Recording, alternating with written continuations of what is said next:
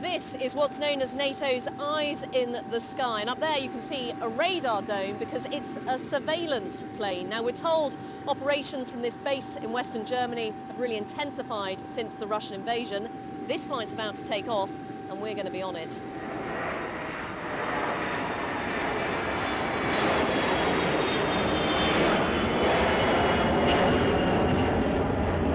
So we're on board a Boeing 707 and it's not exactly a passenger plane. For one thing, there are hardly any windows. It is in fact a flying office and as you can see, a pretty extraordinary one. Yeah, they haven't set up a sensor area yet, so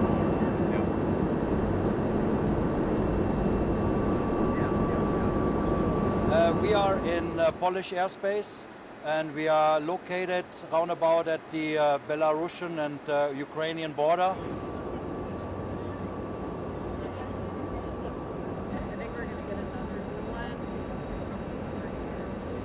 I am Staff Sergeant Bo Pierre. I'm the radar technician and I'm in charge of the radar. We use it to scan the air. Right here we've got the surveillance team who is responsible for producing recognized air picture. With our radar, we're able to see pretty far out, and then whatever we do see, we report that.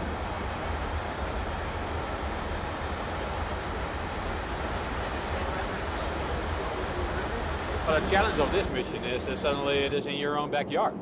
If it is somewhere else, you don't feel as anxious as we are doing now, but knowing this is Europe, it gives you a little bit of an extra tension in there.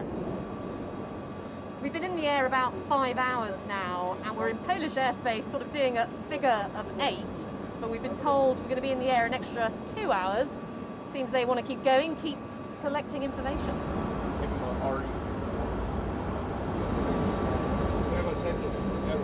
We definitely detected a large number of Russian or Belarusian aircraft that marshaled in Belarus and then ingressed into Ukraine for probably about 20 minutes and then egress back to the north. So we were able to see that occurring in real time and report it up.